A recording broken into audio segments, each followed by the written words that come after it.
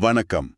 இன்னைக்கு நாம ஆழமா அலச போறது செங்கை ஆழியான் எழுதிய ஓ அந்த அழகிய பழைய உலகம் நாவல. ம் உங்க குறிப்புகளை பார்க்கும்போது ஒன்னு நல்லா புரியுது.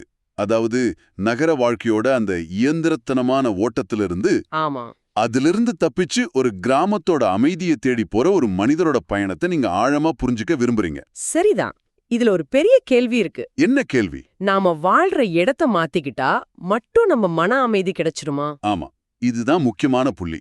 உண்மையான அமைதி எங்க இருக்கு? இந்த கேள்விகளோடு தான் இந்த நாவலே நகருது. வாங்க அந்த பயணத்தை நாமளும் சேர்ந்து தொடங்குவோம். கண்டிப்பா. சுவாரஸ்யமே என்னன்னா, நீங்க கேட்ட கேள்விதான் இந்த நாவலோட முன்னுரையிலே இருக்கு. அப்படியா? ஆமா. நகர வாழ்வில் சலிப்புற்ற பாத்திரங்கள் அமைதியான கிராமத்துக்கு வரும் கனவை அப்படின்னு ஆசிரியர் ஒரே வரியில சொல்லியிருப்பார். ஓ, இது வெறும் இடமாற்றம் பத்தின கதை இல்ல. இது ரெண்டு உலகங்களுக்கு இடையிலான ஒரு தத்துவார்த்தமான மோதல். ரெண்டு உலகம்னா எதை சொல்றீங்க? ஒன்னு செயற்கையான உறவுகளைக் கொண்ட நகர வாழ்க்கை, இன்னொன்னு இயற்கையோட இணைஞ்ச உணர்வுகள் வெளிப்படையா இருக்கிற கிராமத்து வாழ்க்கை. சரி. இந்த ரெண்டுக்கும் நடுவுல நிக்கிற கனகவேலர் மூலமா நாம எதை தொலைச்சிட்டு இருக்கோம்னு ஆசிரியர் நம்ம கிட்டயே கேக்குறாரு. சரி, அப்போ அந்த முதல் உலகத்திலிருந்து ஆரம்பிப்போம். கனகவேலர் அவர் ஏன் நகரத்தை விட்டு வெளியேறணும்னு நினைக்கிறார்? உங்க குறிப்புகள்ல அவர் ஒரு வசதியான மனிதர்னு இருக்கு. அப்போ பணம், வசதி எல்லாமே இருக்கு. எல்லாம் இருக்கு. ஆனாலும் அவருக்கு என்ன குறை? அந்த இயந்திர வாழ்வுங்கிற வார்த்தை அது எதை குறிக்குது? அது ஒரு நல்ல கேள்வி.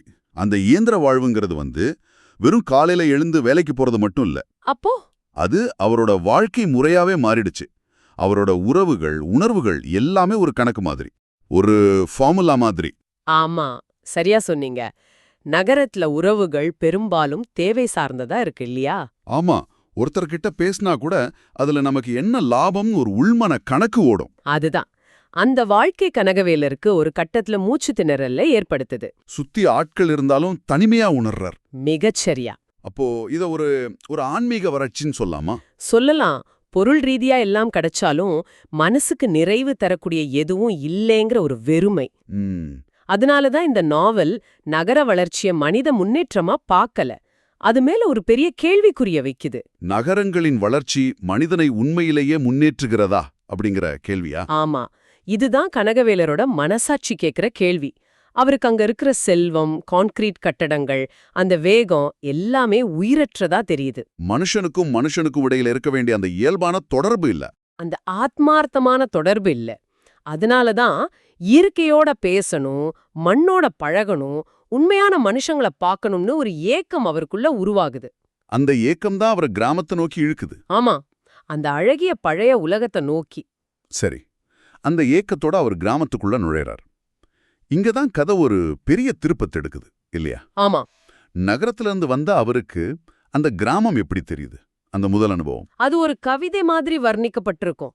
நகரத்தோட இரைச்சலுக்கும் புகைக்கும் பழகி போன அவரோட புலன்களுக்கு ஆமா, அந்த கிராமம் ஒரு மருந்து மாதிரி இருக்கு. ஆற்றங்கரையில வீசுற காத்து, மரங்களோட நிழல், பறவைகளோட சத்தம், ஈரமண்ணோட வாசனை. ஆமா, இது எல்லாமே அவருக்கு ஒரு புது அனுபவத்தை கொடுக்குது. நாவல்ல வர்ற ஆற்றின் வளைவு, காட்டின் அடர்த்தியான அமைதி, இந்த வர்ணனைகள் எல்லாம் அது வெறும் இயற்கை வர்ணனைகள் மட்டுமில்ல, அது கனகவேலர் நகரத்துல தொலைச்ச எதையோ ஒன்னு அவருக்கு ஞாபகப்படுத்துது.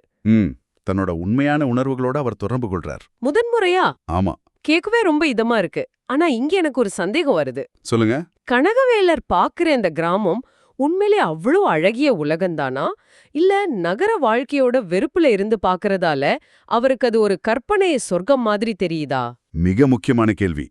இதுதான் இந்த நாவலோட மையப்புள்ளியே. அப்படியா? ஆமா. ஆசிரியர் கிராமத்தை ஒரு குறையில்லாத சொர்க்கமா காட்டவே இல்ல. ஓ, கனகவேலரோட ஏக்கத்துக்கு ஒரு பிம்பமா கிராமத்தின் அழக காட்டிட்டு அதுக்கப்புறம் மெதுவா அந்த கிராமத்தோட நிஜமான முகத்தையும் நமக்கு அறிமுகப்படுத்துறாரு. அதுக்கு உதாரணமா யாராவது சொல்ல முடியுமா? நிச்சயமா.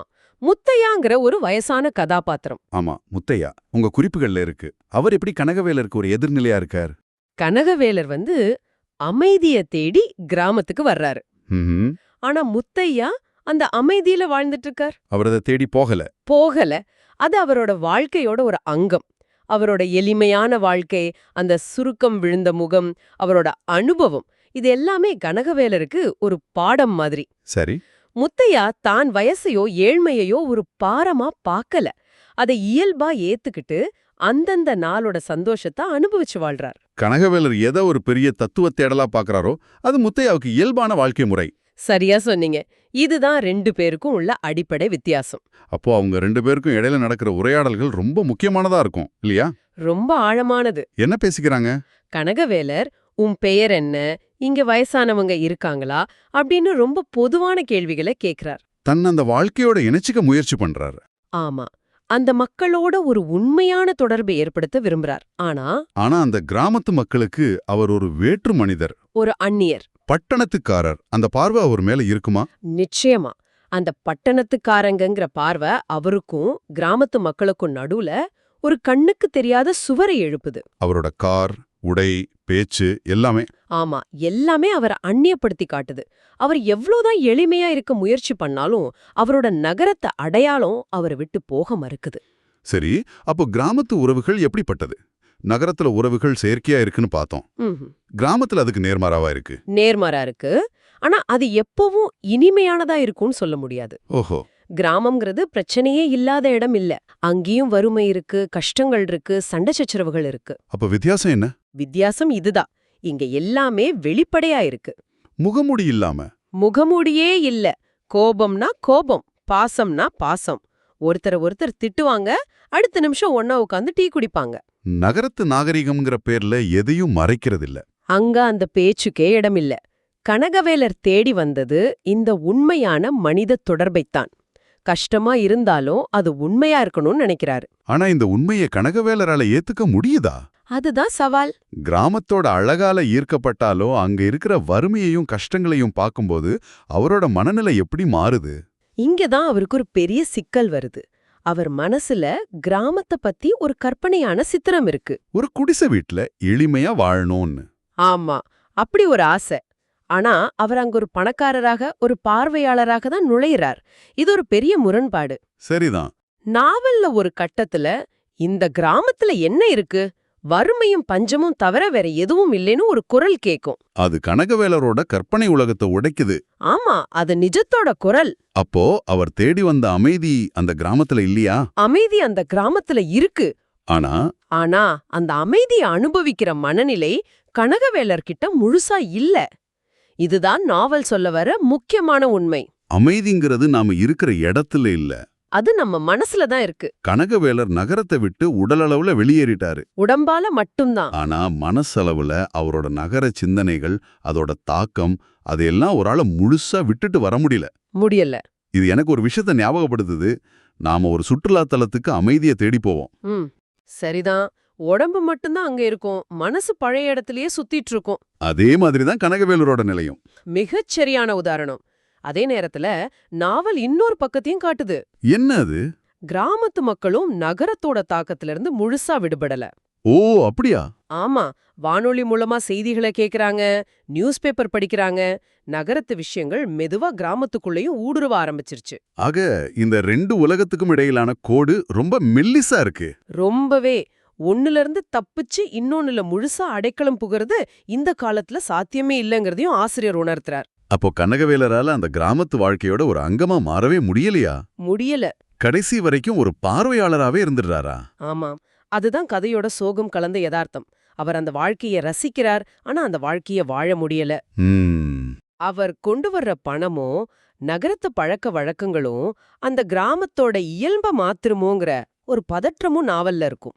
அவர் ஒரு மாற்றத்தை ஏற்படுத்தவும் விரும்பல, ஆனா அவரால மாறவும் முடியல. இந்த இருதலை கொள்ளி நிலையில தான் அவர் தவிக்கிறார். அப்போ இந்த நீண்ட அலசலுக்கு பிறகு நாம என்ன முடிவுக்கு வரலாம்? இந்த நாவல் கிராமம்தான் சிறந்தது, நகரம்தான் மோசம்னு ஒரு எளிமையான பதில சொல்லுதா? இல்லவே இல்ல. அப்படி சொல்லியிருந்தா இந்த நாவல் இவ்ளோ ஆழமானதா இருந்திருக்காது. சரி. இது கிராமத்தை புகழ்ந்து நகரத்தை இகழும் ஒரு படைப்பு கிடையாது. மாறாக அமைதிக்கும் மகிழ்ச்சிக்குமான நம்ம தேடல் இடத்த மாத்துறதுல முடியறதில்ல. ஆமா, அது ஒரு அகப்பயணம். கனகவேலர் தேடுற அந்த அழகிய பழைய உலகங்கிறது ஒரு இடம் இல்ல, அது ஒரு மனநிலை. மிகச்சரி. அந்த மனநிலைய அவர் எங்க போனாலும் தன்னோட எடுத்துட்டு போகணும். நகரத்தோட வேகமும் கிராமத்தோட நிதானமும் இந்த ரெண்டுக்கும் நடுவுல நமக்கு தேவையான சமநிலையை நாம எப்படி உருவாக்குறதுங்கிற கேள்வியை தான் இந்த நாவல் நம்ம முன்னாடி வைக்குது. ஆமா. கனகவேலரின் கதை ஒரு வகையில நம்ம எல்லாரோட கதையும் தான். நாம ஒவ்வொருத்தரும் நம்ம வாழ்க்கையில தேடிக்கிட்டு இருக்கிற அந்த சமநிலையை பற்றிய ஒரு பிரதிபலிப்பு. இறுதியா உங்களுக்காக ஒரு சிந்தனை. சொல்லுங்க. தொழில்நுட்பமும் நகரமயமாக்கலும் நம்ம வாழ்க்கையோட ஒவ்வொரு பகுதியிலும் ஊடுருவி விட்ட இந்த காலத்துல அந்த அழகிய பழைய உலகத்தோட எந்த அம்சங்களை நாம உண்மையிலேயே இழந்துட்டதா உணர்றோம்? நல்ல கேள்வி. ஒருவேளை அந்த உலகத்தோட நல்ல விஷயங்களை நம்ம திரும்பவும் உருவாக்கணும்னா அதுக்கு கிராமத்துக்கு திரும்பி போறதுதான் ஒரே வழியா, இல்ல நம்ம இருக்கிற இடத்துலயே? நம்ம நகர வாழ்க்கையிலேயே. ஆமா, நம்ம நகர வாழ்க்கையிலேயே அந்த அமைதியையும் எளிமையையும் உண்மையான மனித உறவுகளையும் கண்டறிய வேற வழிகள் இருக்கா? யோசிச்சு பாருங்க.